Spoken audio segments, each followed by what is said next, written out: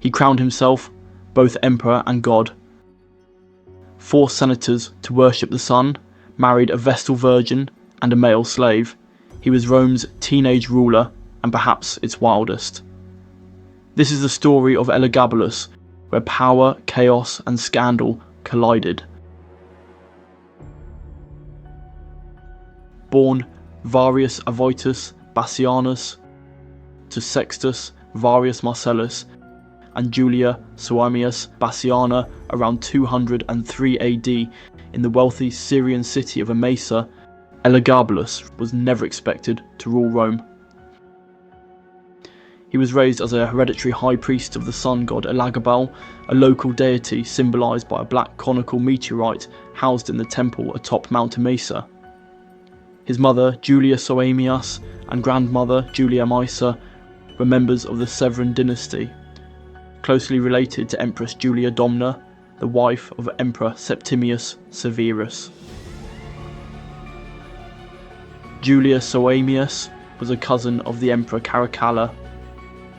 After Emperor Caracalla was assassinated in 217 AD by his successor, the Praetorian prefect Macrinus, Julia Maesa used her wealth and influence to incite a rebellion. She claimed that her grandson was Caracalla's illegitimate son, a calculated lie. Caracalla and Julia Domna were both deified by the Senate, and both Julia Maesa and Julia Soaemias were elevated to the rank of Augusti, with the memory of Macrinus being expunged by the Senate. With enough support, including that of the disaffected legions in Syria, Elagabalus was declared emperor in 218 AD at just 14 years old. What would follow wasn't the rule of a Caesar, but of something else entirely.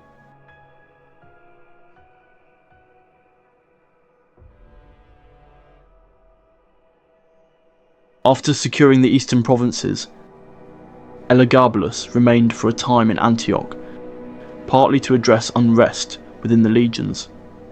Multiple mutinies arose during this period, one led by Gellius Maximus, commander of the 4th Legion, who was swiftly executed. Another, led by Verus of the 3rd Legion Gallica, resulted in the disbanding of the entire unit after it was subdued. These revolts signalled early tensions between the new teenage emperor and the military establishment.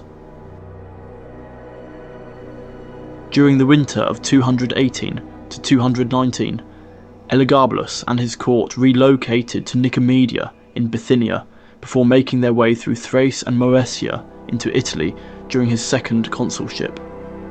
According to Herodian, he even sent a painted portrait of himself ahead to Rome, dressed in his Eastern priestly robes, possibly to prepare the Senate for the visual shock of his foreign appearance. If true, this act would have forced senators to indirectly honour him each time they made offerings to the statue of the goddess Victoria beneath the painting, a deeply subversive move. As he approached Rome, Elagabalus purged key figures loyal to Macrinus, including the former governors of Syria and Thrace. He arrived in the capital in late summer 219 AD, staging a grand adventus, or ceremonial entrance. Once there, he promised amnesty to the senatorial class, a promise mostly kept, though Joris Ulpian was exiled. He quickly elevated his loyal ally Comazon to Praetorian prefect, consul, and even city prefect, moves that broke Roman convention and drew heavy criticism from historians like Cassius Dio. Elagabalus also inherited and developed the imperial estate at Hortispe Veteris, turning it into a lavish palace complex, complete with an amphitheatre and the Circus Varianus, a racetrack where he indulged his passion for chariot racing. He even competed under his family name, Varius, blurring the lines between emperor and entertainer. Throughout all this, his mother, Julia Soaemias, and grandmother, Julia Maesa, remained powerful forces at court. Macrinus had once declared war on them both, and now they became the first women in Roman history to enter the Senate. Soaemias received the title Clarissima, while Maesa was honoured as Mater Castrorum et Senatus, mother of the camp and of the Senate. Their presence on coins and inscriptions reflected their unprecedented sway over Roman politics. Meanwhile, under Elagabalus' rule, Rome's economy weakened further. The silver content in the denarius continued to drop, from 58% to just 46.5%, continuing the currency debasement that had begun under Caracalla.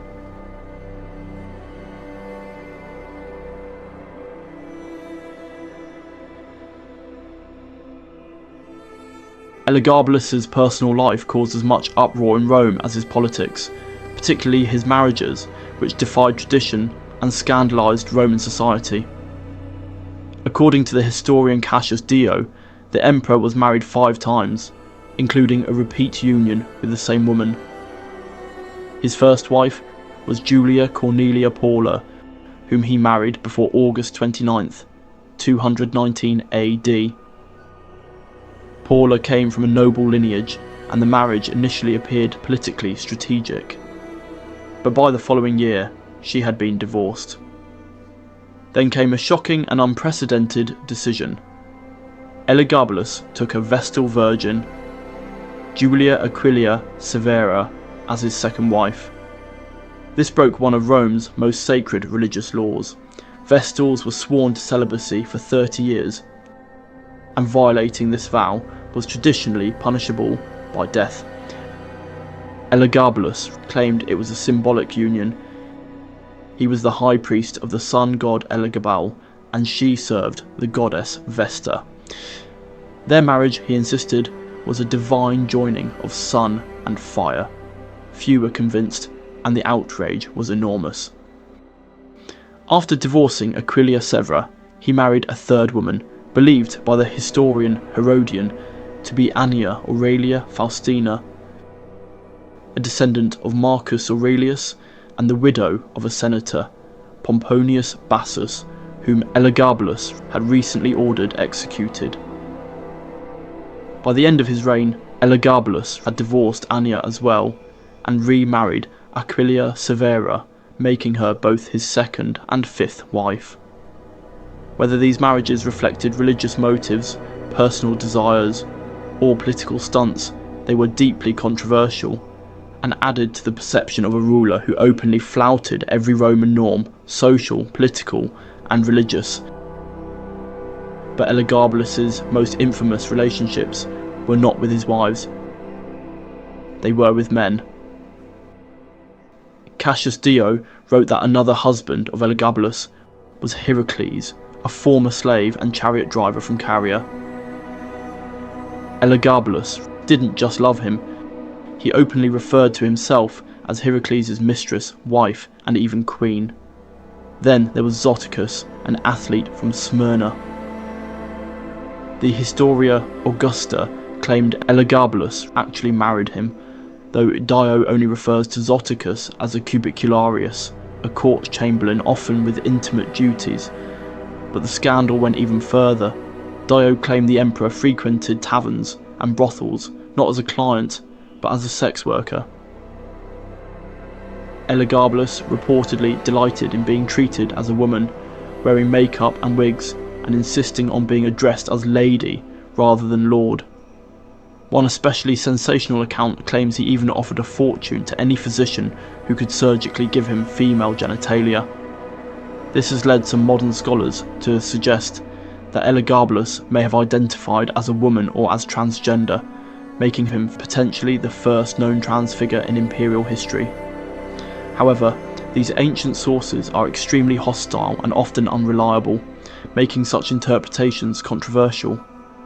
Scholars like Mary Beard, Martijn Ix, and Zachary Hertz urge caution, pointing out that Roman historians often exaggerated or invented salacious details to discredit unpopular emperors.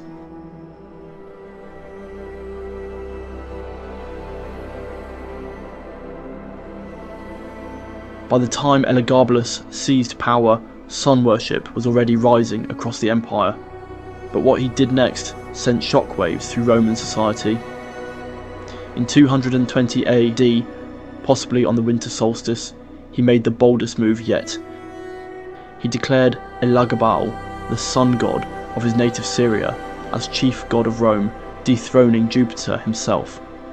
From then on, Elagabalus styled himself in full priestly grandeur as High Priest of the Unconquered Sun. To the Romans, this was unthinkable, a foreign god ruling the heavens, and their emperor acting not as a soldier or senator, but as a divine high priest.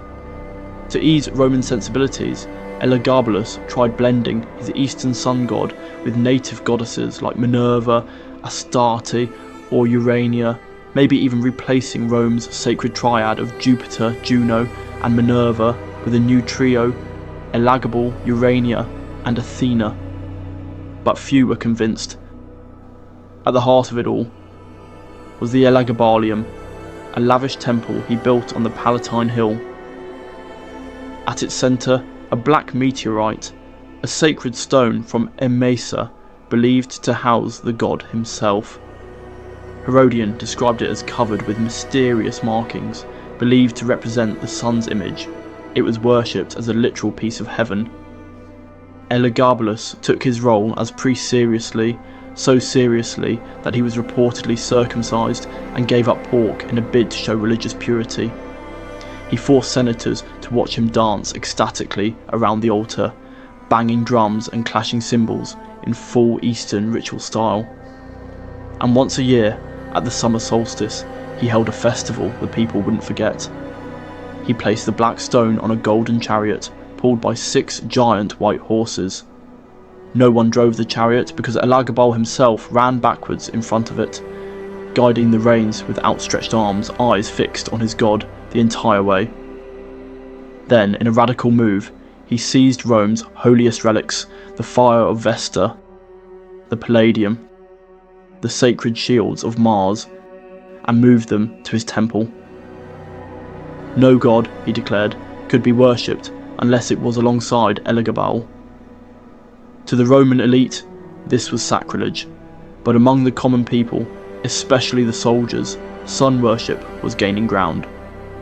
And while Elagabalus wouldn't live long enough to see it, his bizarre and blasphemous cult of the sun would leave a legacy that echoed in future emperors.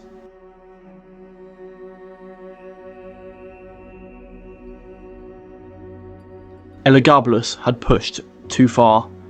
His Eastern rituals, his public role as high priest, his scandalous behaviour by 222 AD, the Roman elite and the powerful Praetorian Guard had had enough.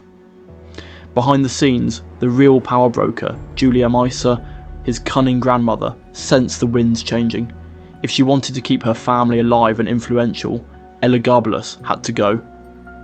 So, she turned to her other grandson, the calm, polite, and very Roman Severus Alexander, just 15 years old. At her urging, Elagabalus reluctantly named Alexander his heir and gave him the title of Caesar. At first it seemed a peaceful transition was coming. Both were even appointed co-consuls, but Elagabalus soon grew suspicious. The Praetorians liked Alexander a bit too much. What followed was a deadly game of survival. Elagabalus allegedly tried to have Alexander killed more than once. When the Senate refused to strip Alexander of his title, Elagabalus spread rumours that his cousin was dying, just to see how the Praetorians would react. The guard erupted in rage, demanding both cousins appear before them. The Praetorians staged a final test of loyalty. On the 13th of March, 222, Elagabalus and his mother, Julia Sohemias, entered the Praetorian camp. The soldiers cheered wildly for Alexander, but ignored the emperor. Enraged, Elagabalus ordered the execution of any soldier who had shown disrespect. It was a fatal mistake. The guard turned on him. He tried to flee, hiding in a chest, but was found, dragged out, and slaughtered on the spot at just 18 years old. His mother died clinging to him. Both were beheaded, stripped, and paraded through the streets. Her body was dumped, his thrown into the Tiber. The purge didn't stop there. His lover Heracles was executed. His religious reforms were reversed overnight. The sacred black stone of Elagabalus was sent back to Syria. Women were banned from the Senate meetings again. And as if to erase his memory completely, Elagabalus was condemned to damnatio, memoriae, his name and image chiselled out of history. Statues of him were recarved with the face of Severus Alexander, and so ended the most outrageous, flamboyant and blasphemous reign in Roman imperial history. What do you think of the young emperor? Share your thoughts in the comments.